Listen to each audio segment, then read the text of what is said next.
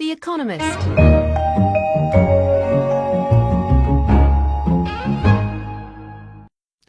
Suppose countries were like people and could shift from one neighbourhood to another. Britain, for example, humbled by its dire public finances, could move closer to southern Europe, for example to a new position near Madeira. A bumpy journey there might have another good side effect, allowing Wales and Scotland to become separate islands.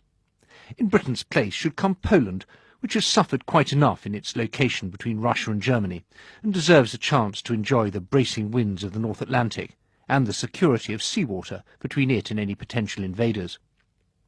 Belgium's incomprehensible Dutch-French language squabbles are redolent of Central Europe at its worst, especially the nonsenses that Slovakia thinks up for its Hungarian-speaking ethnic minority. So Belgium should swap places with the Czech Republic. The stolid, well-organised Czechs would get on splendidly with their new Dutch neighbours, and vice versa.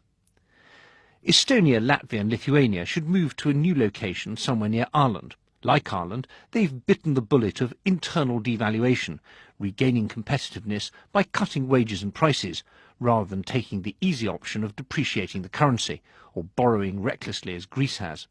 The Baltics would also be glad to be farther away from Russia and closer to America. Belarus, currently landlocked and trying to wriggle out from under Russia's thumb, would benefit greatly from exposure to the Nordic region. Its influence played a big role in helping the Baltics shed their Soviet legacy. So Belarus should move northwards to the Baltic, taking the place of Estonia, Latvia and Lithuania. Kaliningrad could shift up the coast towards Russia proper, while the western and central parts of Ukraine should move into slots vacated by Poland and Belarus. Germany, with the Ukrainian border now only 100 kilometres from Berlin, would start having to take that country's European integration seriously. Some reordering of the Balkans is long overdue too. Macedonia, Albania and Kosovo should all rotate places, with Macedonia taking Kosovo's place next to Serbia, Kosovo moving to Albania's slot on the coast, and Albania shifting inland. Paranoid Greek fantasies about territorial claims from the deluded Slav irredentist in the nameless northern neighbour would be even more unsustainable. It would also make sense to move Switzerland north, where it would fit neatly into the Nordic countries. Its neutrality would go down well with the Finns and Swedes. Norway would be glad to have another non-EU country next door.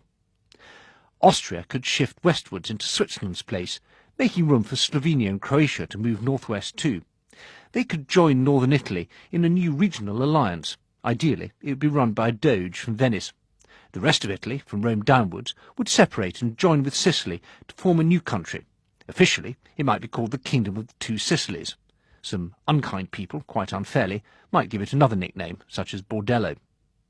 Of course, the moves don't create a perfect fit, so a welcome side effect would be to make space for previously fictional creations such as Anthony Hope's Ruritania, Hergé's Sildavia and Borduria, and Vulgaria, the backdrop for Chitty Chitty Bang Bang. European geography can be as frustrating as the continent's history. All the more reason, therefore, to daydream when you can.